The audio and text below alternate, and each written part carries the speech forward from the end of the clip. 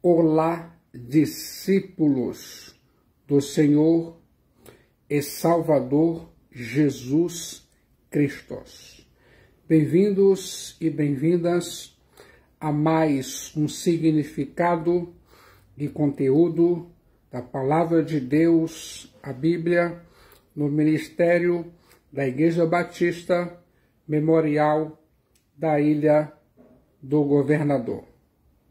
Aqui agora eu desejo que você se sinta à vontade em sua casa ou em seu local de trabalho.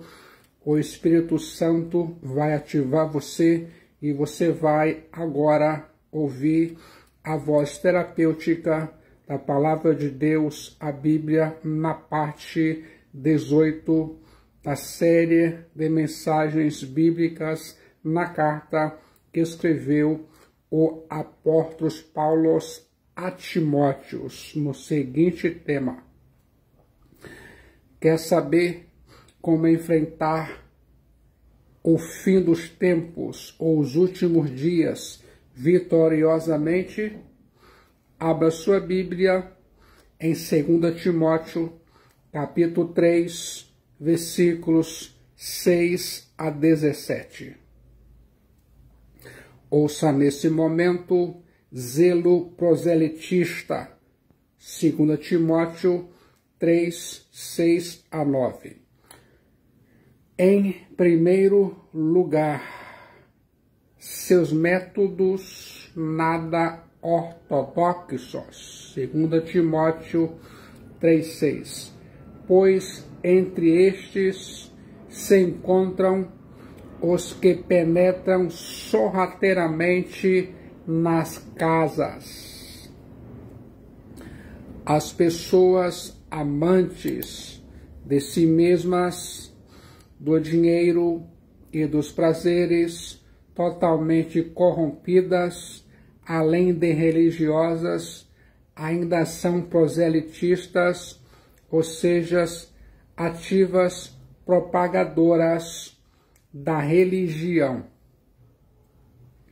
O verbo grego aishimalotizo, traduzido por cativar, retrata uma operação militar e seu significado é fazer prisioneiro de guerra. O apóstolo Paulo diz que o método empregado por esses mascates da heresia não era direto ou aberto, mas furtivo, secreto, manhoso. Eles, os proselitistas, agiam como ladrões. Eles, os proselitistas, não entravam pela porta da frente.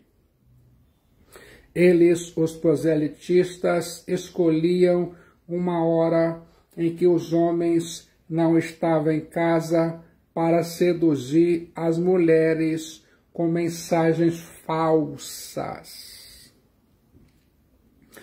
Em segundo lugar, suas presas vulneráveis, 2 Timóteo 3,6, e conseguem cativar mulherinhas sobrecarregadas de pecados, conduzidas de várias paixões, que aprendem sempre e jamais podem chegar ao conhecimento da verdade. 2 Timóteo 3, versículo 6 e versículo 7. Continue ouvindo a voz terapêutica da Palavra de Deus, a Bíblia. Assim como a serpente aproveitou o momento em que Adão estava distante de Eva, esses falsos mestres aproveitavam a ausência do marido para apanhar em sua rede essas mulheres sem vergonha moral e desposidas de capacidade intelectual. A palavra grega usada pelo apóstolo Paulo, ginaikarion, traduzida por mulherinhas, é um termo técnico de desprezo para descrever mulheres ociosas, tolas, dementes e sem firmeza. Essas mulherinhas gnaicaram provavelmente temem as consequências de seus pecados, mas não se sentem necessariamente envergonhadas por eles. Essas mulherinhas ginascarion são atormentadas por constantes dores de consciência e sobrecarregadas de autoacusações, ávidas por conhecimento e experiências que, em última análise, são irrealizáveis. Essas mulherinhas gnaicaриon são descritas como pessoas moralmente vulneráveis e intelectualmente limitadas. Em tal estado de confusão mental, é fácil dar ouvidos a qualquer mestre, até mesmo a um trapaceiro. Não era o amor à verdade que as impedia a aprender, mas somente um mórbido amor às novidades. Essas mulherinhas gnaicaриon, fracas de caráter e de intelecto, são uma presa fácil aos vendedores religiosos ambulantes. O termo gnaicaриon, traduzida por mulherinhas, não indica que todas as mulheres sejam assim, nem que os homens não sejam vulneráveis aos ardis dos falsos mestres. Em terceiro lugar, sua aversão à verdade e do modo, porque Janes e Jambres resistiram a Moisés, também estes existem à verdade. 2 Timóteo 3:8. Janes e Jambres eram os nomes dos magos da corte do faraó que resistiram a Moisés quando este tirava o povo de Israel da escravidão do Egito. Embora o Antigo Testamento não o cite nominalmente, podemos deduzir que o livro de Êxodo está descrevendo a atividade deles. Esses magos da corte de Faraó, Janes e Jambres, queriam fazer os mesmos milagres operados por Deus por intermédio de Moisés, mas seu poder se relevou limitado. E eles, Janes e Jambres, foram atingidos pelos juízes de Deus da mesma forma que o restante do povo do Egito. Esses dois magos egípcios, Janes e Jambres, acabaram se tornando emblemáticos e simbolizando todos aqueles que tentam frustrar os propósitos de Deus e resistir à sua palavra. O diabolos é imitador e falsifica o que Deus faz. Os líderes religiosos dos últimos dias têm uma falsa fé e seu objetivo é promover mentiras e resistir à verdade da palavra de Deus. Eles, os líderes dos últimos dias, negam a autoridade das Escrituras e colocam a sabedoria humana em seu lugar. Em quarto lugar, sua inconsistência moral.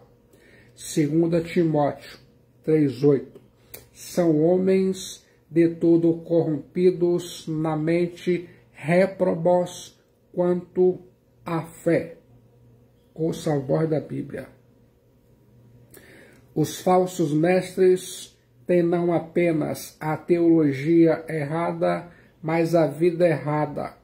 Aquilo em que eles creem determina o que eles fazem, porque resistem à verdade, vivem no engano, e sua mente corrompida, de fato, são réprobos quanto à fé, ou seja, foram testados e considerados falsos.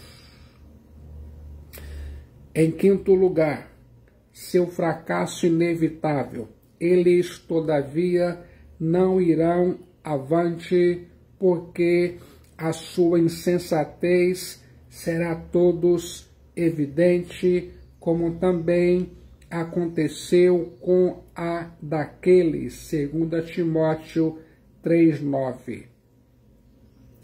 O apóstolo Paulo afirma categoricamente que os falsos mestres não terão sucesso permanente. A falsidade de sua doutrina e a depravação de sua conduta serão desmascaradas. Há algo de espúrio na heresia que salta aos olhos.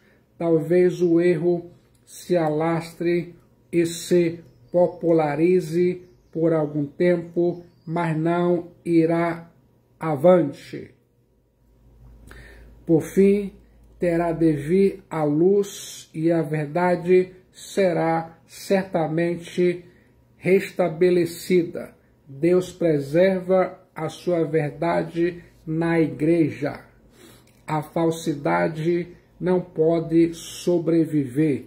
A luz prevalece sobre as trevas. Ouça agora. Ande com Deus. 2 Timóteo, capítulo 3, versículo 10 a 12. Em evidente contraste à situação daquela época de declínio dos costumes morais, religião inautêntica e propagação de falsas doutrinas, Timóteo é chamado a ser diferente e, se necessário, a permanecer sozinho. Timóteo estava rodeado de falsos mestres. Por isso, Timóteo deveria seguir o exemplo fiel do apóstolo Paulo. A Igreja de Cristo Jesus precisa de líderes que sirvam de modelo para os mais jovens. A Igreja de Cristo Jesus precisa de pessoas que falem a verdade e vivam a verdade. Agora, quer saber quais são as marcas desses líderes? Em primeiro lugar, sua vida é um modelo digno de ser imitado. 2 Timóteo 3:10. Tu, porém, tens seguido de perto o meu ensino de didascalia, em vez de adotar a falsa doutrina dos mascates da heresia, imitar sua conduta pervertida, Timóteo subscrevia o ensino do apóstolo Paulo e seguia de perto seu exemplo. O apóstolo Paulo não era um teórico da fé. Ele, Paulo, praticava o que ensinava. O verbo grego parakó, louteo, seguindo, significa seguir o raciocínio, compreender, aceitar a ideia ou seguir fielmente sem contestar. Essa é a palavra correta para o discípulo. O cristão, ela inclui a fidelidade inabalável do verdadeiro companheiro, a compreensão plena do verdadeiro aluno e a completa obediência de um servo dedicado. Como se sente quando ouve essa verdade? Em segundo lugar, sua doutrina é confirmada pelo testemunho, 2 Timóteo 3,10. Procedimento, propósito, fé, longanimidade, amor, perseverança. Timóteo seguiu não apenas o ensino do apóstolo Paulo, mas sua conduta, o procedimento do apóstolo Paulo era irrepreensível. O propósito do apóstolo Paulo era testemunhar o evangelho da graça de Jesus Cristo aos teossote, ainda que isso lhe custasse a própria vida. A fé do apóstolo Paulo estava ancorada em Jesus Cristo, o Filho de Deus Salvador. A paciência do apóstolo Paulo diante das reações hostis sofridas por todos os recantos por onde passava era notória.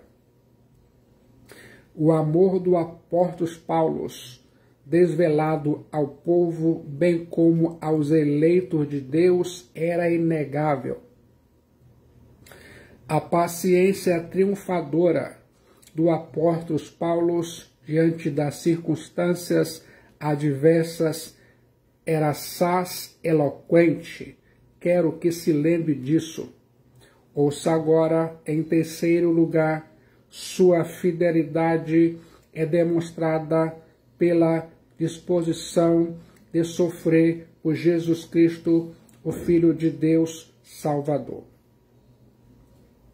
As minhas perseguições e os meus sofrimentos, quais me aconteceram em Antioquia, Icônio e Listra, que variadas perseguições tenho suportado. De todas, entretanto, me livrou o Kyrios, 2 Timóteo 3,11.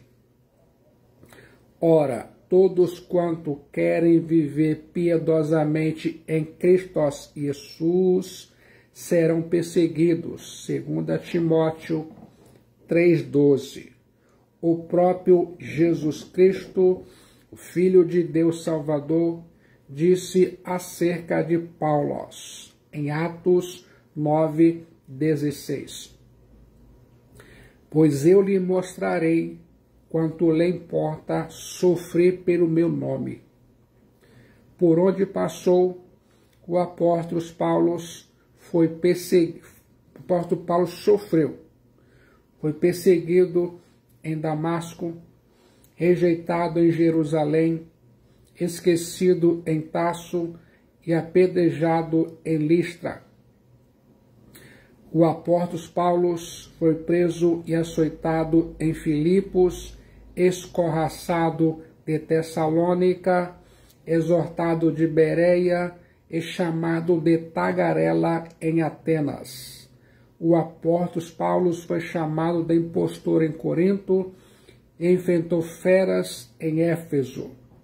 O apóstolo Paulo foi preso em Jerusalém e acusado em Cesareia. O apóstolo Paulo enfrentou um naufrágio na viagem para Roma e foi picado por uma víbora em Malta. O apóstolo Paulo foi preso 2 vezes na cidade de Roma e agora estava numa masmorra aguardando sua inevitável execução. O apóstolo Paulo destaca apenas as agruras sofridas na primeira viagem missionária na província da Galácia. Expulso de Antioquia da Pisídia, teve de fugir de Icônio para não ser linchado, mas em Listra foi apedrejado e arrastado da cidade como se fosse morto. Foi nesse tempo que Timóteo se converteu a Jesus Cristo, o Filho de Deus Salvador, e a partir daí se tornou companheiro do apóstolo Paulo.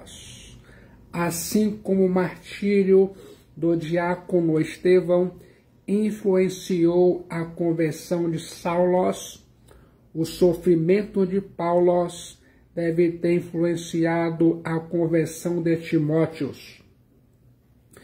O apóstolo Paulo é enfático ao afirmar de que todas essas perseguições Deus o livrou.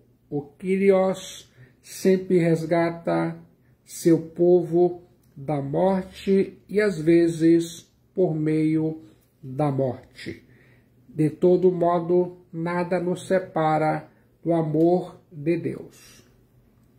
Agora, depois de relatar suas variadas perseguições, o apóstolo Paulo afirma categórica e insofismavelmente que todos aqueles que querem viver piedosamente em Jesus Cristo, o Filho de Deus Salvador, serão perseguidos, 2 Timóteo 3,12. O próprio Jesus Cristo, o Filho de Deus Salvador, já havia alertado sobre essa realidade. Se o mundo vos odeia, sabei que, primeiro do que a vós outros, me odiou a mim. Se vós fosses do mundo, o mundo amaria o que era seu. Como, todavia, não sois do mundo, pelo contrário, dele vos escolhi, por isso o mundo vos odeia. Lembrai-vos da palavra que eu vos disse: não é o servo maior do que o seu senhor. Se me perseguiram a mim, também perseguirão a vós outros. Se guardaram a minha palavra, também guardarão a vossa. João, capítulo 15, versículos 18 a 20. A piedade sempre provoca o antagonismo do mundo. O apóstolo Paulo já havia deixado isso claro. Os impostores querem glórias e não sofrimento. Os impostores querem holofotes e não abnegação. Os impostores querem aplausos e não dor. Hoje os líderes religiosos buscam os holofotes. Hoje os líderes religiosos promovem a si mesmos. Hoje os líderes religiosos buscam as glórias do mundo. Hoje os líderes religiosos são heróis e não mártires. Eu fico pensando, é melhor sofrer com Deus e com a verdade do que prosperar com os homens e com a mentira, pois a perseguição é transitória, mas a glória final dos fiéis é segura. As cicatrizes são preço que todo o cristão verdadeiro paga por sua fidelidade, lealdade a Jesus Cristo, o Filho de Deus Salvador. A perseguição é um cálice que todo cristão fiel a Jesus Cristo, o Filho de Deus Salvador, precisa beber. Aqueles que estão em Jesus Cristo, o Filho de Deus Salvador, mas não do mundo, não são perseguidos, porque não entram em contato e, portanto, em conflito com seus perseguidores potenciais. Aqueles que estão no mundo, mas não em Jesus Cristo, o Filho de Deus Salvador, não são perseguidos, porque o mundo nada vê nele digno de perseguição. Os primeiros escapam da perseguição recusando-se do mundo, os últimos pela assimilação das coisas do mundo. A perseguição é inevitável somente para aqueles que estão simultaneamente no mundo e em Jesus Cristo, o Filho de Deus Salvador. Continue ouvindo a voz terapêutica da Palavra de Deus, a Bíblia. Ouça agora fidelidade à Palavra de Deus, a Bíblia. 2 Timóteo, capítulo 3, versículos 13 a 17. Não obstante as centenas de livros evangélicos, as dezenas de Bíblias de estudo, estamos vendo uma geração analfabeta de Bíblia e sofrendo as doenças mentais, emocionais e espirituais. Alguns cristãos não têm firmeza doutrinária. Alguns cristãos correm atrás das últimas novidades do mercado da fé. Alguns cristãos não examinam, amam e guardam e obedecem mais a palavra de Deus, a Bíblia. Alguns cristãos não têm raízes profundas bíblicas nem compromisso. A experiência de alguns cristãos é mais importante que a verdade.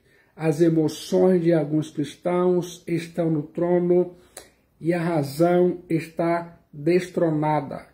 As pessoas buscam salvação, mas não o Salvador. As pessoas querem bênçãos, mas não o abençoador, Cristo Jesus. As pessoas querem as dádivas, mas não o compromisso com o Salvador Jesus Cristo. Vou agora compartilhar 2 pontos importantes a respeito da fidelidade à palavra de Deus, a Bíblia. É, em primeiro lugar, a instabilidade dos impostores e a firmeza dos que permanecem na palavra. 2 Timóteo, capítulo 3, versículo 13 e 14.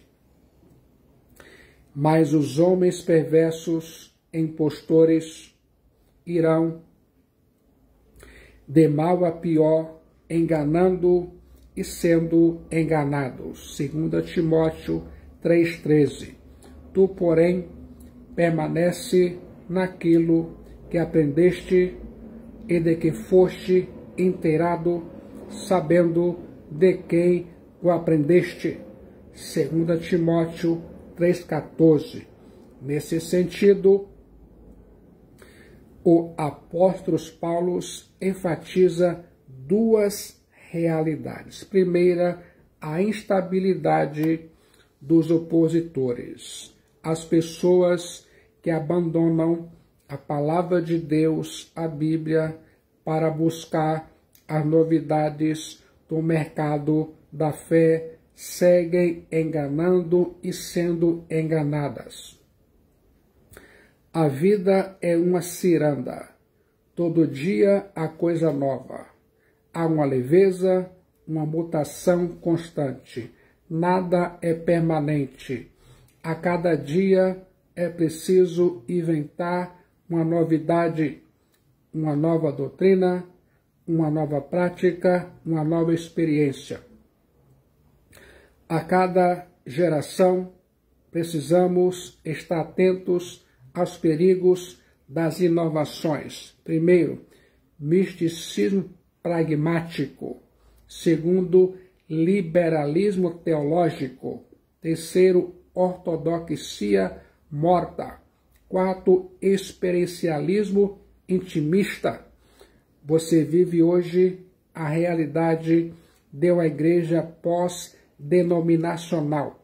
Os líderes estão fundando igrejas como se fossem franquias empresariais.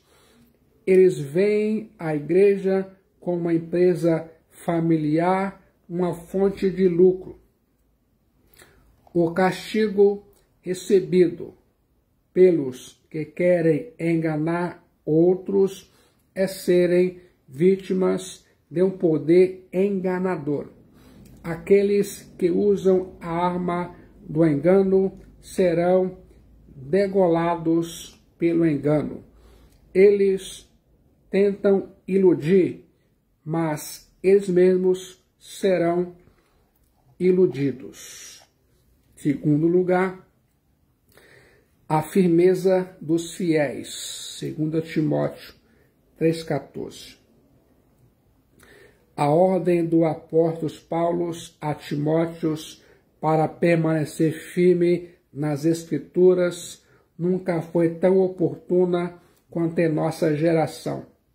Os homens se orgulham de inventar um novo cristianismo com uma nova teologia e uma nova moral, tudo isso dando sinais de uma nova reforma. Mas o apóstolo Paulo ordena que Timóteo permaneça firme nas Escrituras, e isso porque ele não as aprendeu de nenhum aventureiro espiritual, mas desde a infância de sua avó e de sua mãe, e mais tarde do próprio apóstolo Paulo, a quem Jesus Cristo, o Filho de Deus Salvador, confiara esse sagrado depósito. Em segundo lugar, a superioridade da palavra de Deus ao engano dos impostores. 2 Timóteo, capítulo 3, versículos 15 a 17. Continue ouvindo a voz terapêutica da palavra de Deus, a Bíblia. As Escrituras são sagradas, confiáveis e úteis. A Bíblia é o livro dos livros, inspirada por Deus, escrita por homens santos, concebida no céu, nascida na terra, odiada pelo inferno, pregada pela igreja, perseguida pelo mundo e crida pelos fiéis. A palavra de Deus, a Bíblia, é infalível, inerrante e suficiente. A palavra de Deus, a Bíblia, é vencedora, invicta em todas as batalhas. A palavra de Deus, a Bíblia, tem saído ilesa do ataque implacável dos críticos e das fogueiras da intolerância. A palavra de Deus, a Bíblia, é a bigorna que tem quebrado todos os martelos dos céticos. Homens perversos se esforçavam para destruir a Bíblia, queimá-la, escondê-la ou atacá-la, mas ela, a palavra de Deus, a Bíblia, tem saído incólume de todas essas investidas. A palavra de Deus, a Bíblia, é viva e poderosa. A palavra de Deus, a Bíblia, é atual e oportuna. A palavra de Deus, a Bíblia, é a divina semente. Por meio dela, a palavra de Deus, a Bíblia, somos gerados de novo. Por meio dela, a palavra de Deus, a Bíblia, cremos em Jesus Cristo, o Filho de Deus Salvador. Por meio dela, a palavra de Deus, a Bíblia, somos fortalecidos. A palavra de Deus, a Bíblia, é a água para os sedentos, pão para os famintos e luz para os errantes. Por meio dela, a palavra de Deus, a Bíblia, somos santificados e através dela, a palavra de Deus, a Bíblia, recebemos poder. Ela, a palavra de Deus, a Bíblia, é arma de combate e o escudo que nos protege. A palavra de Deus, a Bíblia, é mais preciosa que o ouro e mais doce que o mel. Vou aqui agora destacar duas verdades em relação à palavra de Deus, a Bíblia. Continue ouvindo a voz terapêutica da palavra de Deus, a Bíblia. Primeiro, a origem das Escrituras. Toda a Escritura é inspirada por Deus, 2 Timóteo 3,16. A Escritura não são fruto da lucubração humana, mas da revelação divina. As Escrituras, não provém da descoberta humana, mas do sopro divino. Toda a autoridade das Escrituras depende exclusivamente da sua origem divina. A palavra grega theopneutos significa literalmente soprada por Deus. Isso não quer dizer, porém, que Deus anulou a personalidade, o estilo ou a preparação de seus escritores, uma vez que esses homens santos falaram movidos pelo Espírito Santo. Significa, porém, que as Escrituras surgiram na mente de Deus e foram comunicadas pela boca de Deus, pelo sopro de Deus ou pelo seu Espírito. As Escrituras são, pois, no verdadeiro sentido do termo, a palavra de Deus, porque Deus as disse. E como os profetas costumavam anunciar, a boca do Senhor o disse. É importante destacar que toda a Escritura, e não apenas parte dela, é inspirada por Deus. Tanto o Antigo quanto o Novo Testamento compõem as Escrituras. Muitos liberais aproximaram-se das Escrituras, a palavra de Deus, a Bíblia, carregado de ceticismo e contestando toda a inspiração, inerrância e infabilidade. Há aqueles que enganosamente afirmam que as Escrituras, a palavra de Deus, a Bíblia, apenas contém a palavra de Deus, mas não são a palavra de Deus. Outros negam sua historicidade e tentam jeitosamente explicar seus registros históricos e seus milagres de forma metafórica. Permanece a verdade inabalável que toda a Escritura é inspirada por Deus. Sob esse sólido fundamento, você precisa erigir a sua fé em Cristo Jesus. Primeiro, as Escrituras conduzem as pessoas à salvação, e que desde a infância sabes as sagradas letras que podem tornar-te sábio para a salvação. 2 Timóteo 3,15. A Bíblia é essencialmente um manual de salvação. O propósito mais alto da Bíblia não é ensinar fato da ciência que o homem pode descobrir por sua investigação experimental, mas ensinar fatos da salvação que nenhuma exploração humana pode descobrir e somente Deus pode revelar. As Escrituras falam sobre a criação e a queda. As Escrituras ensinam sobre o juízo de Deus e de seu amor redentor. Segundo, as Escrituras anunciam a salvação por intermédio de Jesus Christos Ios Theos Soter. 2 Timóteo 3,15. Pela fé em Christos Jesus. A salvação é por meio de Christos Jesus.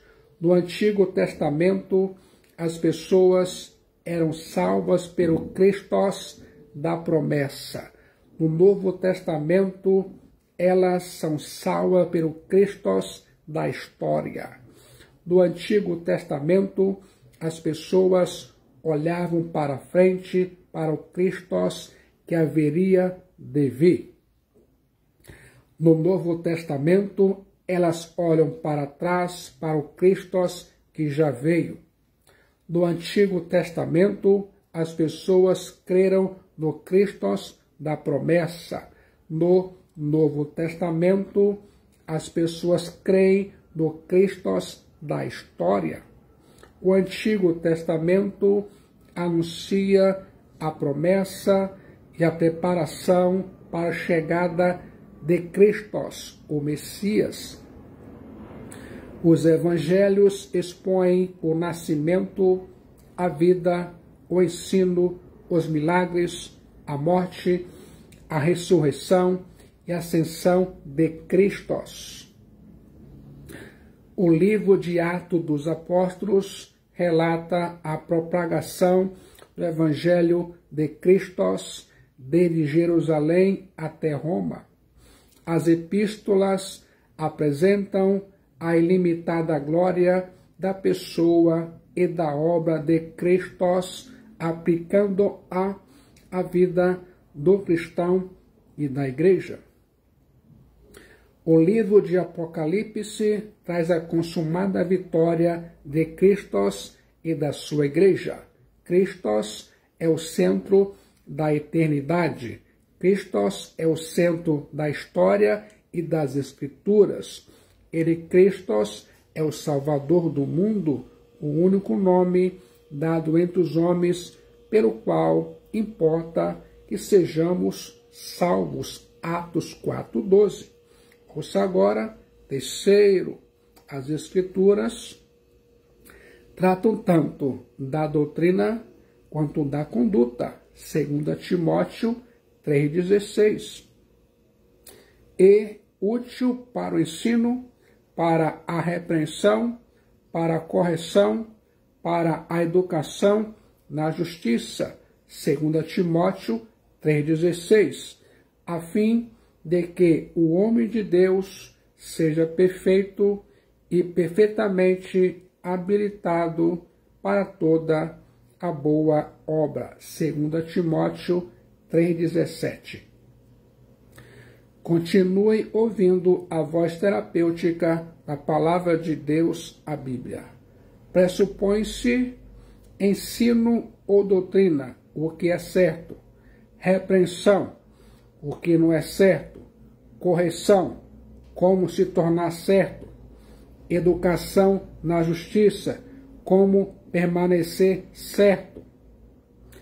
As Escrituras é pastoralmente útil para o ensino, isto é, como fonte positiva de doutrina cristã, para repreensão, isto é, para refutar o erro e para repreender o pecado, para a correção, isto é, para convencer os mal orientados dos seus erros e colocá-los no caminho certo outra vez, e para a educação na justiça, isto é, para a educação construtiva na vida cristã.